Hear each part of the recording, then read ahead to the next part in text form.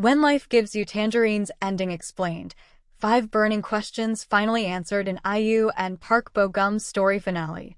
The finale of When Life Gives You Tangerines was a bittersweet farewell, tying up Oh-ae-sun and Kwon-sik's love story with warmth, sacrifice, and a touch of fate. When Life Gives You Tangerines, the Netflix chart-topping K-drama starring IU and Park Bo-gum, finally bid farewell after dominating the non-English TV show category for consecutive weeks. The finale didn't just meet expectations, it delivered a beautiful, heartwarming conclusion to Oh-ae-sun and Kwon-sik's love story. Their journey saw countless springs together, each season bringing new growth, struggles, love, and quiet sacrifices they made for their children and grandchildren. It was a bittersweet ending, but it surely delivered a deep sense of emotional satisfaction, especially if you've been invested in their story for weeks. It almost felt like a piece of your heart was leaving with them. Episodes 13 to 16 gave the perfect closure, answering the burning questions we'd all been eagerly waiting for. Who does IU's daughter marry? Does she end up with her first love or the Picasso guy? And, of course, who dies in the end? Did their financial struggles ever come to an end? We've got all the answers right here, explained in detail. Kwon-sik dies, leaving Oh-ae-sun behind. One of the biggest fears for fans of this drama was watching their beloved characters face separation, and sadly, that fear came true. IU's daughter, Ji-myung, finally thrives in her career and can afford her parents' expensive treatment in Seoul, only to be confronted with the harsh truth about her father's condition. Park Bo-gum's character succumbs to arthritis, which ultimately leads to cancer. The show follows a pattern of women outliving their husbands, as seen in Oh-ae-sun's case and her mother's and mother-in-law's lives.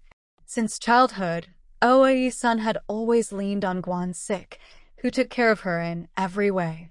Even in his final days, he worried about her future without him.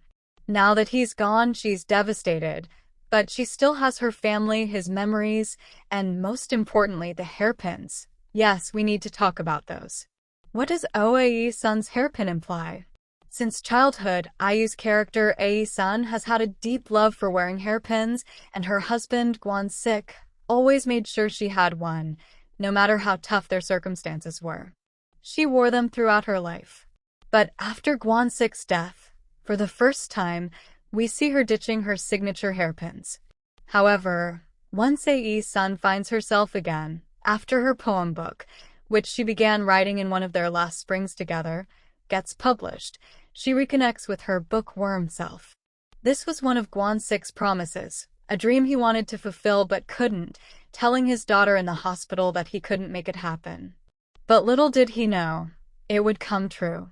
After publishing her first book, Ae-sun finds a new sense of identity, and with it, she starts wearing her hairpins again. It's a simple gesture, but a powerful one, each hairpin a tiny reminder of Kwon-sik, a little pat on her head from him every time she wears it. Who does Ji-myung marry?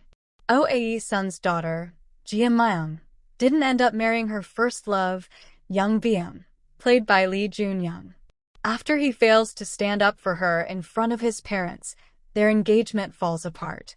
Later, we find Young Byum married to someone else, with his mother's approval, but life has a way of hitting back. Ji-myung is seen struggling with depression, cursing his wife and questioning why she should suffer. Young Byum feels bad for his mother and himself, thinking about the time she wronged Ji-myung. He tells her that this is the life she chose for him. Years later, Ji-myung's path crosses again with the Picasso guy, played by Kim Seon-ho, who earlier introduced her to a part-time theater job. The two fall in love, and with Kwon-sik and Oh-ae-sun's blessing, they have a traditional Jeju wedding. The couple eventually welcomes a daughter. Ji-myung later starts a business that flourishes after South Korea's IMF crisis, eventually rising to become the CEO of her company. Who is editor Chloe H. Lee? We all did a double take, replaying the segment to make sure our eyes weren't deceiving us. Yes, the editor who published Ae-sun's book on such short notice, without charging extra, looked exactly like Ae-sun's mother. Later, it was revealed that she was the same woman who had once found Ae-sun's gold ring, the one Kwon-sik had proposed with, in a cabbage field, only for Ae-sun to angrily throw it away. Chloe Lee, the editor, seemed to embody the very kind of desk job Ae-sun had always hoped her mother would have if she were to reincarnate. Who is the mystery woman Gwon-sik met? Yang Eun-myung, Ae-sun's son, marries Bu Hyun-suk, Bu Sang-gil's daughter, after she becomes pregnant, and the couple later welcomes 2 children. At one point, Eun-myung is framed for a crime and serves jail time. To bail him out, Gwon-sik sells his boat. This sacrifice weighs heavily on Eun-myung, pushing him to turn his life around, even if it means selling rice cakes to make an honest living. Meanwhile, Gwon-sik and Ae-sun finally break their long-standing promise and sell their cabbage field to open a restaurant. But just when they think they've found stability, they get scammed, leaving their business on the brink of collapse. Then, fate steps in. A single phone call changes everything. A famous actor dines at their restaurant and, moved by their story, promotes it, turning it into an overnight success. That actor was the very woman Gwon-sik once saved when she was on the verge of ending her life. Years ago, when she asked how she could repay him, he had asked for nothing. But now, when he and Ae-sun needed help the most, she finally returned the favor.